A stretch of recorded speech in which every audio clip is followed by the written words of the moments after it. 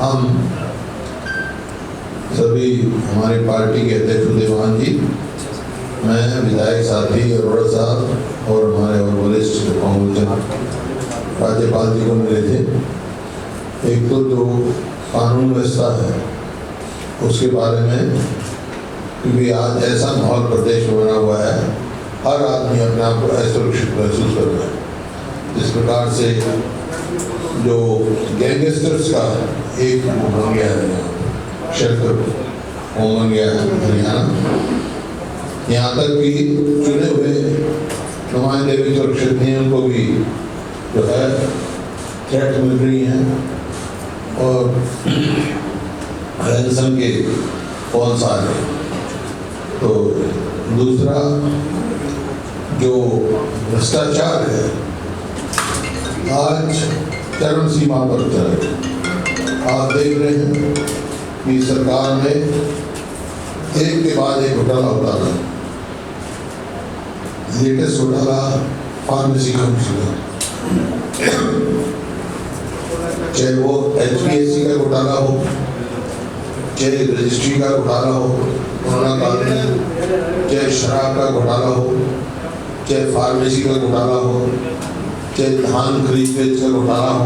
ये कितने घोटाले बता सकता हूँ आपको, नौकरियों को घोटाला हो।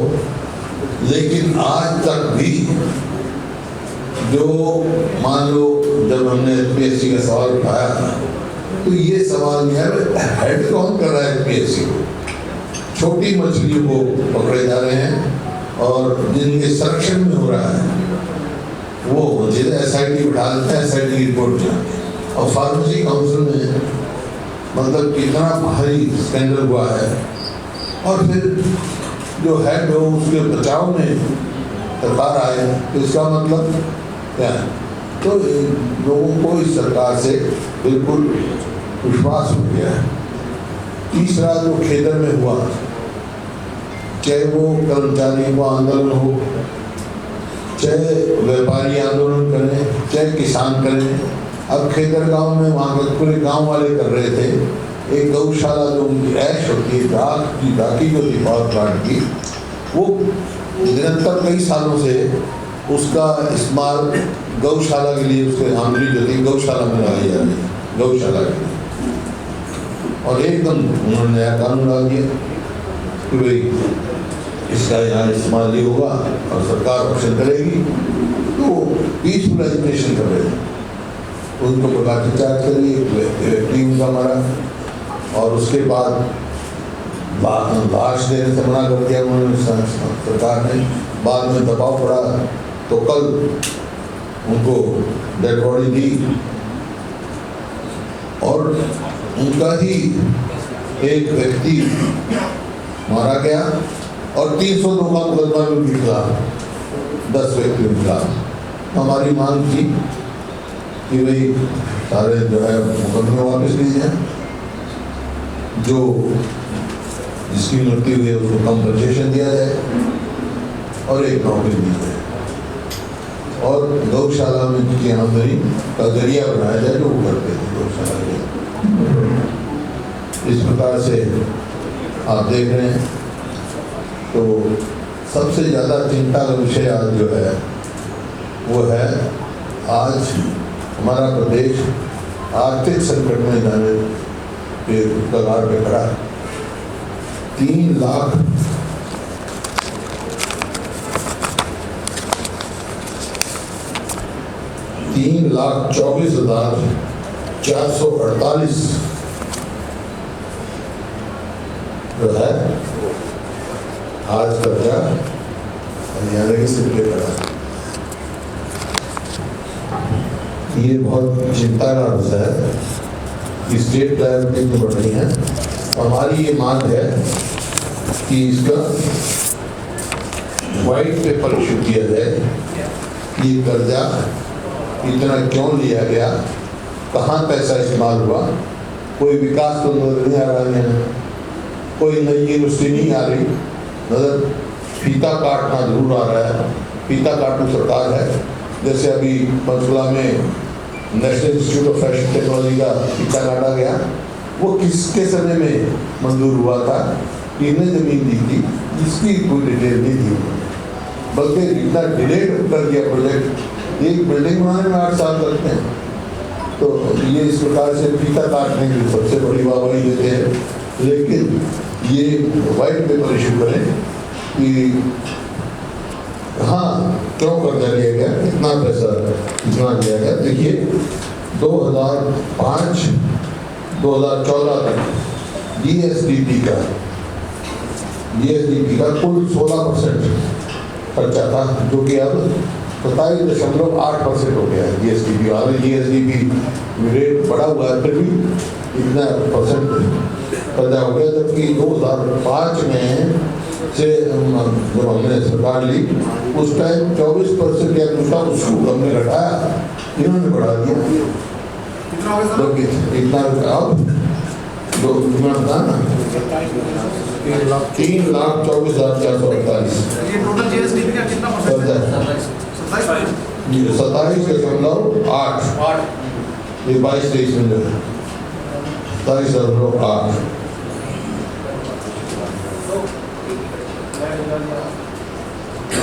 अब जो है 2014-15 और 21-22 में है स्टेट लाइब्रेरी जो है 3.13 टाइम्स बढ़ गई, 3.13। तो इस प्रकार से ये चिंता की बात है कि आज हम ऐसे संकट से गुजर रहे हैं।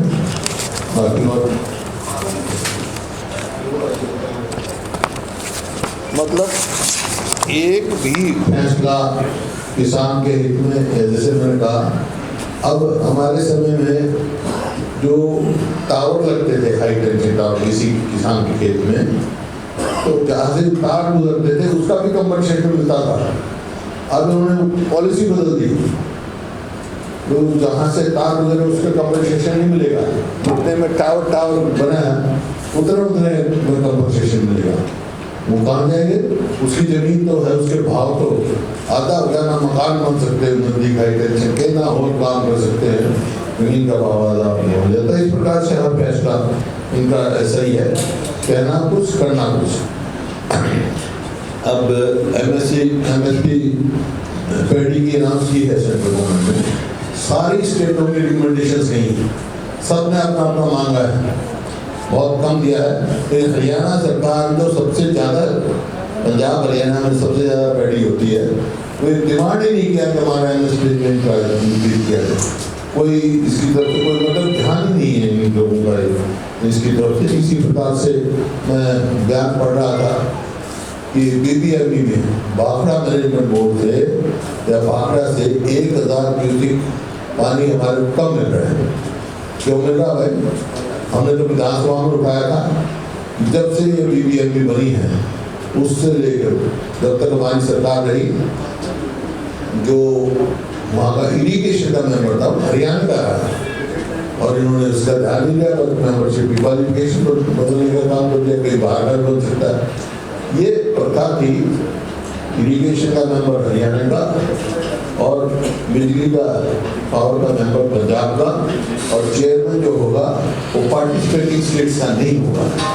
लेकिन ये तीनों फ्लॉट की गई वहाँ पर, और उसका नतीजा देख रहे हो, हरियाणा को अपना हिस्सा भी पानी का नहीं मिल रहा है।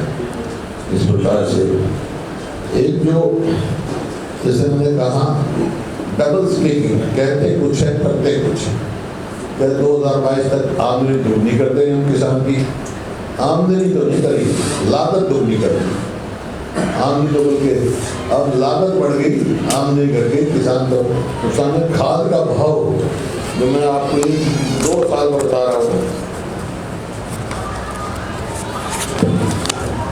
खाद का भाव आप हैरान हो गए। 2020 में जो 1150 था आपका DAP वो 1350 है, और MOP जो 850 था म्यूरेट ऑफ पोटाश वह 1700 है, और आपका जो सल्फर जो है 5 kg जो 200 की दिया 270 की है, और खरपतवार नाशक जो मतलब पेस्टिसाइड है जो 400 के थे आज 650 की है।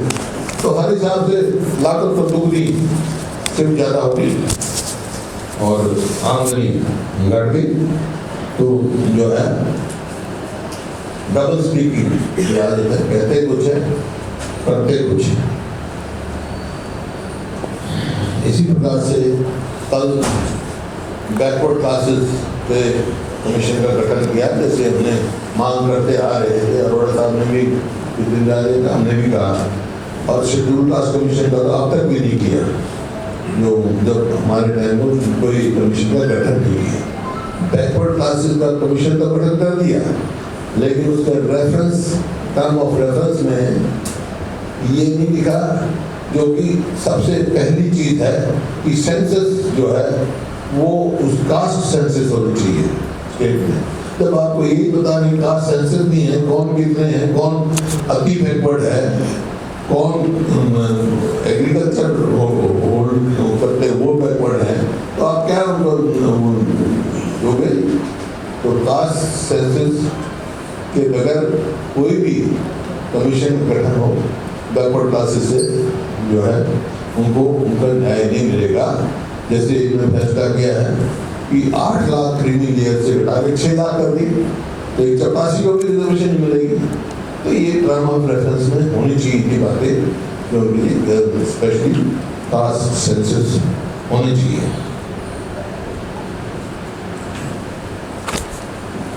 मतलब अनएम्प्लॉयमेंट नंबर 1 है ही हरियाणा, बहुत तेजी से बढ़ रहा है, लेकिन बुजुर्गों को भी माफ नहीं किया गया। जो ओल्ड सम्मान पेंशन थी 4,76,000 लोगों की पेंशन काट दी गई, बल्कि जो बेसहारा बच्चे थे उनके भी 38,376 बच्चों की पेंशन काट दी गई। मतलब चाहे वो जवान हो, चाहे बुजुर्ग हो, चाहे बेसहारा हो, किसी के भी रिलीफ की बात सरकार में नहीं है। ये है मोटी मोटी बातें, और कोई आपके सवाल हो तो पूछ सकते हैं। सिक्योरिटी का सर क्या और आगे नहीं, सवाल विधायक को नहीं, विधायक को तो नुमाइंदे हैं लोगों के। आम आदमी को सुरक्षा का वो दिया जाए। आम आदमी, हर आदमी आज हरियाणा में अपने आप को असुरक्षित महसूस करता है, और यही कारण है कि अभी कुछ दिन पहले गुड़गांव कुछ आदमी आए थे मेरे पास जो इन्वेस्ट करते थे। तो वो कह रहे थे जी गुड़गांव में जो पहले गुड़गांव और नोएडा दिल्ली के साथ है, नोएडा से ज़्यादा प्रेफरेंस लोगों की थी क्योंकि कानून व्यवस्था ठीक थी। और इसी वास्ते ऐसा समझ था कि जापान की कुल 70% देश में इन्वेस्टमेंट अकेले हरियाणा में थी, गुड़गांव में थी। अब जो है यहाँ से बेटर नोएडा है, और वहाँ इन्वेस्टमेंट जाने कोई हमारे हरियाणा में इन्वेस्टमेंट ला के खुलती है। ऐसी परिस्थिति है, कोई भी इन्वेस्टर आएगा सबसे पहले लॉ एंड ऑर्डर सिचुएशन सुरक्षा को मिलेगा। तो प्रदेश जो है इसी वास्ते पिछड़ रहा है, कोई नई इन्वेस्टमेंट नहीं आ रही। ये कानून व्यवस्था भी उसमें एक मुख्य कारण है। तो सभी कानून व्यवस्था चुस्त दुरुस्त करके एक लोगों में विश्वास पैदा किया जाए, जो अविश्वास बन गया है, जो असुरक्षित अपने आप को महसूस कर रहे हैं। सर हम गोलियां चला रहे हैं, कभी कुरुक्षेत्र में देखते हैं गोलियां करके जा रही हैं, कभी कहीं, कोई दिन नहीं बाकी रहता, कोई दिन रोटियां मांगी जा रही हैं लगातार। मतलब आप नेशनल क्राइम रजिस्टर को देखो, उसमें भी किस तरह कितनी तेजी से हरियाणा में क्राइम बढ़ रहा है। दो ही चीजों में बढ़ रही, बेरोजगारी और क्राइम। दो गवर्नमेंट्स जो है विधायकों के बढ़ाए हैं, क्या काफी है वो? देखिए, विधायकों की सुरक्षा भी जरूरी है। मैं कह रहा हूँ आम आदमी की सुरक्षा जरूरी है। जब तक आम आदमी अपने आप को सुरक्षित नहीं महसूस करेगा, हमारा प्रदेश आगे नहीं जा सकता। एक माहौल, ये तो सरना स्थिति बन गई है गैंगस्टरों की।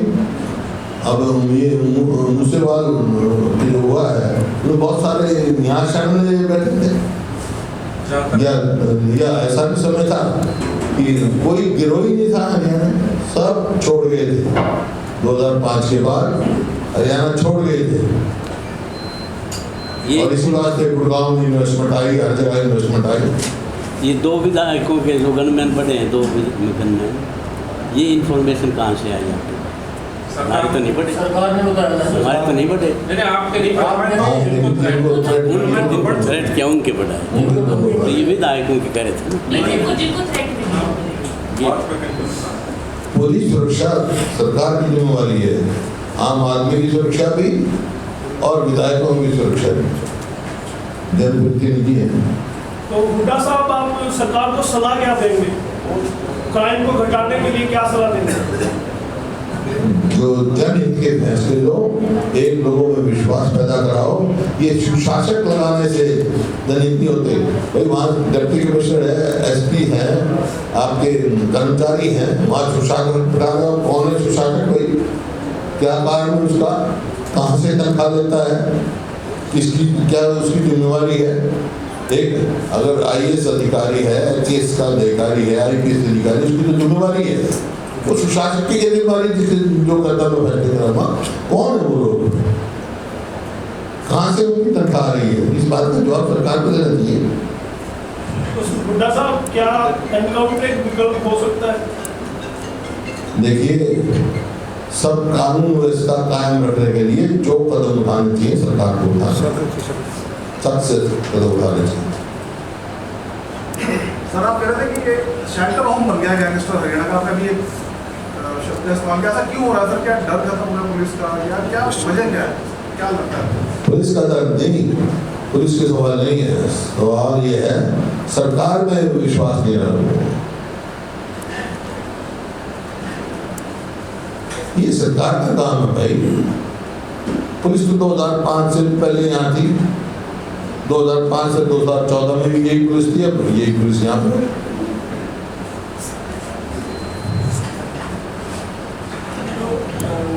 आप कह रहे हैं बैकवर्ड जाति का गणना होनी चाहिए।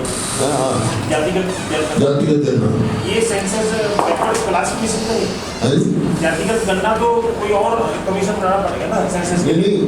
टर्म्स और मेथड्स तो होनी चाहिए भाई। उसका बैकवर्ड कमीशन बनाते वक्त उसके साथ ही ये भी फैसला करना चाहिए था, हम जातिगत जनगणना करवाएंगे। हाँ, हम तो जनगणना करते हैं ना, सेंसस कराते हैं, जैसे बिहार में कर दिया तो यहाँ भी कराएं। जब ही लाभ होगा इसका कमीशन बनाने का। टर्म ऑफ रेफरेंस में देख रहा था, इसमें ट्रीटी लेयर का कोई जिम्मेदारी नहीं है। खाली ये कोई कितने लगे हुए हैं, क्या लगे हुए हैं। तो टर्म ऑफ रेफरेंस जो है ये आनी चाहिए कि भाई आप करो, और जनगणना के लिए आदेश देते साथ के साथ जब उसका इंक्लूड करते हैं। ये जो 4,60,000 के आसपास जो बताया वो जो पेंशन, ये अभी तक ये महीने के अंदर ये क्या ओल्ड एज पेंशन? हाँ, 4,76,000 होता है। ये कटी कब है?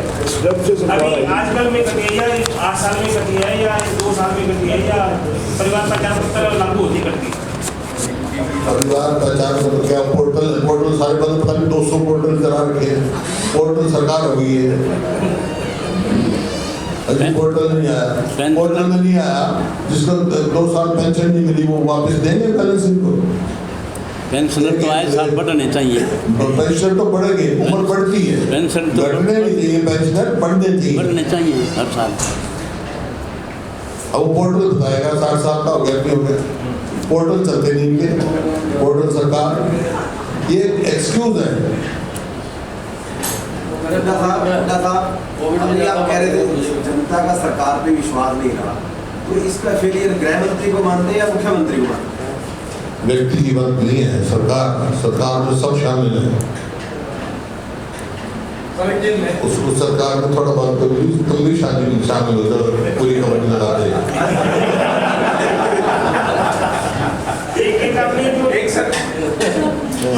कर्ज वाला कुछ बता रहे थे, वो क्लैरिटी नहीं हो पाई, वो कंफ्यूजन था होगा। 46% की बता दिया, 27% की, वो दोबारा क्लैरिटी कर क्या लोग क्या चाहते हैं, कर्ज क्या है? ऐसा है जो आप कुछ क्लैरिटी बोल पाए, 27% कि जैसे हमारे टाइम में 2014 तक GSDP जो है ग्रॉस डोमेस्टिक प्रोडक्ट उसका 16% कर्ज था। वो बढ़कर 27.8 हो गया, जबकि जीएसडीपी बढ़ी है, घटना चाहिए, बढ़ गया। 2005 में जितना था 2005 से पहले जितना था उससे 2014 में उन्होंने घटाया, कम किया, इन्होंने बढ़ाया। हम काम कहते हैं तो हो जाता है, आप इस पर क्या सोचते हैं? सर वो तो एक मेरी मर्जी, जो भी पार्षद चुना जाए, विधायक के साथ किसके साथ जाते हैं, कौन सी पार्टी में ज्वाइन करता है, ये तो उनकी इच्छा है। कोई डिबेट जीता है उसमें मेरे को क्या है, लेकिन ये दर्शाता है कि सब ठीक ठाक नहीं है। विवेक बंसल ने रिपोर्ट सौंपी होगी सर, वो राज्यसभा चुनाव विधानसभा को लेकर जो विरोध है, पंजाब के सारे नेता विरोध कर रहे हैं कि चंडीगढ़ में नई विधानसभा नहीं करनी चाहिए। पंजाब के सारे नेता पंजाब का तो 40% हमारा है, हमारे जो विधानसभा है वो हमारी है, राजधानी हमारी है, लेकिन मेरे को इस बात का ये है कि 10 एकड़ जमीन जो इनके ध्यान आ रहे हैं, हमारे स्पीकर साहब का भी आया है कि हम मुफ्त नहीं दे रहे, 500 करोड़ में ले रहे हैं। क्यों भाई? और वहाँ क्यों ले रहे हो? विधानसभा के साथ क्यों नहीं ले रहे? 550 करोड़ 550 करोड़ 10 एकड़ के, इसका मतलब जमीन हमारी, इसका मतलब 51 करोड़ में पर एकड़ हो गया ना। 28,000 एकड़ में बनी हुई है चंडीगढ़, और हरियाणा का हिस्सा उसमें 40% लगाओ तो 12,000 एकड़ के करीब आता है। तो 12,000 को 50 करोड़ से जवाब कर दो आप, 6 लाख करोड़ हो गया। हमारे 6 लाख करोड़ दे दो, तुम्हारे मतलब सेंटर को कहता हूँ 6 लाख करोड़ दे दो, हमारा हिंदी भाषी क्षेत्र दे दो, हमारा पानी दे दो, हम राजधानी अपनी बना लेंगे। ये कोई बात थोड़ी है, हमारी राजधानी और 550 करोड़ रुपया गलत है। हमारी जमीन का पैसा दे, हम 550 करोड़ तो अपना जो है जो चंडीगढ़ पर जो हक है उसको डिल्यूट करने की बात है, वो हमारे मंजूर नहीं है। हाँ, विधानसभा में छोटा है, समस्या है तो साथ बनाओ। अभी कहेंगे कि ये तो कारगुजे के उसमें आता है, भाई ड्यूटन दिल्ली थी, उसका भी तो स्टेटस था, मैं सांसद था, मेरे होते होते लाइब्रेरी कैसे बन गई पार्लियामेंट हाउस के साथ, उससे पहले एनेक्सी कैसे बन गई, तो यहाँ क्यों नहीं बन सकती इसके साथ क्यों नहीं बन सकता? प्रेजेंट स्ट्रक्चर को मत छेड़ो, साथ तक जमीन पड़ी है भाई, आपके सेक्रेटरी 7 किलोमीटर जाएगा, एक आदमी यहाँ से जाएगा 7 किलोमीटर जाएगा, सेक्रेटरी 7 किलोमीटर, आधा विधानसभा यहाँ, ये दिख रहा हो जो है नहीं। पंजाब के मंत्री तो कह रहे थे सर हम बनने नहीं देंगे विधानसभा, वहाँ भी ऐतराज होगा। उनके कहने से क्या होता है, हरियाणा हमारा, जमीन हमारी।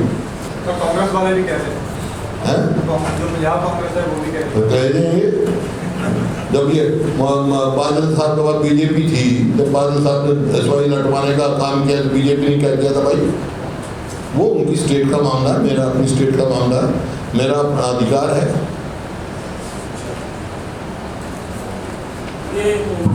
थोड़ा सा सर 21 तारीख को ईडी पूछताछ करने के लिए बुला रही है सोनिया गांधी को, लेकिन कांग्रेस हाईकमान ने फैसला किया है कि पूरे देश भर में 21 जुलाई को विरोध प्रदर्शन होंगे, तो हरियाणा में भी क्या कोई विरोध प्रदर्शन की रणनीति बनाई जाएगी? जो पार्टी फैसला करेगी उस पर अमल किया जाएगा। आपके विपक्ष आपके समक्ष कार्यक्रम फिर से शुरू होंगे? हाँ, हमारा विपक्ष आपके समक्ष जो है अगला कार्यक्रम यमुनानगर में है 21 अगस्त को। अडानी के लिए हरियाणा सरकार ने अपनी पावर पॉलिसी बदल दी, उस पर आपको क्या कहना है? रीनिगोशिएशन हुआ है अडानी पावर के साथ में हरियाणा गवर्नमेंट। देखिए, अडानी से हमारा जो समझौता था वो लागू करना चाहिए।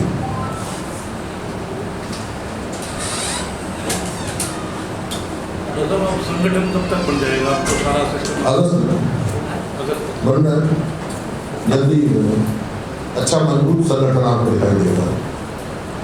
ये वोट क्रॉस करने वाले पहले भी थे, फिर उस बात के लिए, लेकिन वो विधायक हैं, स्वतंत्र हैं अपना फैसला करने में। लेकिन अगर पार्टी दूसरी ज्वाइन करते हैं तो पहले अपनी सीट से जो चुन के आए हैं उससे इस्तीफा दें, चुनाव लड़े, उसी पार्टी में जाए, स्वतंत्र पार्टी जाए। जो भी विधायक पार्टी के उसमें छोड़ना चाहता है दूसरी पार्टी जब करो, स्वतंत्र है। लेकिन जिस सिंबल पे जीत के गए हैं उसको सीट खाली कर दो, फिर से चुनाव लड़ लो। पर क्या ये एक एक करके जो कांग्रेस से ऐसे लीडर चाहिए, एक कौन चले, पहले वीरेंद्र सिंह चले गए, रामिंदर जी चले गए, रणवीर चले गए, वो गए तो है ना 14 वो तो यार तो कब की बात कर रहा है, नहीं, वो एक कब की बात कर रहा है। मैं ये कहना ही चाह रहा था आते रहते, कहीं आ गए, कहीं चले गए, कहीं आएंगे, कहीं चले जाएंगे। कल इससे कोई प्रभाव पड़ने वाला है कांग्रेस पे? पहले बढ़ गया, हैं? पहले बढ़ गया। सत्ता में दुनिया हैं? सत्ता में दुनिया ही पार्टी कौन? जाने से जो बड़े नेता- कांग्रेस पार्टी केवल सत्ता प्राप्ति के लिए नहीं करती, जन सेवा के लिए करती है। तो जनसेवा करने का मौका और नहीं मिलता। सत्ता से नहीं आई, लेकिन सत्ता से दूर भी नहीं थी 19 में। जोड़ तोड़ की सरकार बनी, अब तो बात कह रहे थे आप 4000 वोट आता है। 4000 वोट और अब किसी को लाज समझे, तो दूर भी नहीं थे। लोगों की वो है, लोगों ने हमारे को मुख्य विपक्षी दल भेजा है, उसका करेंगे। हमारे को अगर सत्ता में बैठाएंगे सत्ता में बैठेंगे, विपक्ष में बैठाएंगे विपक्ष में बैठेंगे। प्रजातंत्र की यही खूबी है।